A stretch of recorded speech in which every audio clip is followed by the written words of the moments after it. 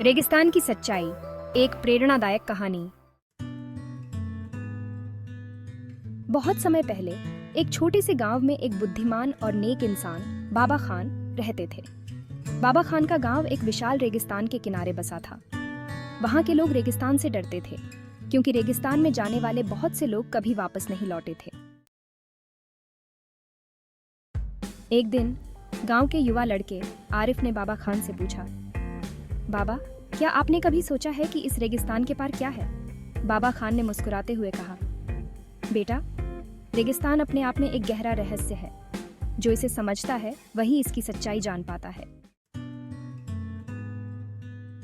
आरिफ बहुत जिज्ञासु था और उसने ठान लिया कि वह रेगिस्तान की सच्चाई जानकर ही रहेगा।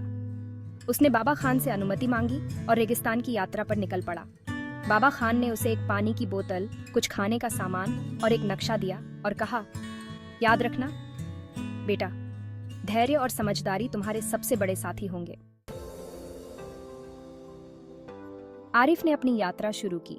पहले कुछ दिनों में उसने सूरज की तपिश और रात की ठंड को झेला। वह बहुत थक चुका था और उसे कई बार लगा कि वह वापस लौट जाए, लेकिन उसकी जिज्ञासा उसे आगे बढ़ाती रही। एक दिन चलते चलते वह एक ओएसिस पर पहुंचा। वहां उसे एक बूढ़ा आदमी मिला जो वहां के पानी के कुएं की देखरेख कर रहा था। बूढ़े आदमी ने आरिफ को ताजगी दी और उससे पूछा, तुम यहां क्यों आए हो बेटे? आरिफ ने अपनी यात्रा जारी रखी। उसने कई कठिनाइयों का सामना किया, तेज रेत के तूफान, पानी की कमी और रास्ता भटक जाना, लेकिन हर बार उसने हिम्मत नहीं हारी और अपने लक्ष्य की ओर बढ़ता रहा। अंत में कई हफ्तों की कठिन यात्रा के बाद आरिफ एक सुंदर और समृद्ध शहर में पहुंचा। वहां के लोग बहुत सुखी और समृद्ध थे। उन्होंने आरिफ का स्वागत किया और उसे वहां की सच्चाई बताई। उस शहर के राजा ने कहा, रेगिस्तान का पार वह सच्चाई है जिसे तुम अपने धैर्य और साहस से खोज पाए हो। यह तुम्हारी मेहनत और साहस का परिणाम है। आरिफ ने समझा कि असली सच्चाई यह नहीं थी कि उसने एक समृद्ध शहर खोजा, बल्कि यह थी कि उसने अपने भीतर के साहस और धैर्य को पहचाना। वह वापस गांव लौटा और बाबा खान से मिला।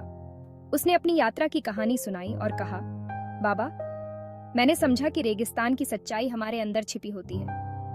जब हम अपने डर और कठिनाइयों का सामना करते हैं, तभी हमें सच्चाई का पता चलता है। बाबा खान ने मुस्कुराते हुए कहा, बिल्कुल सही बेटे, सच्चाई हमेशा हमारे अंदर ही होती है, बस हमें उसे पहचानना होता है।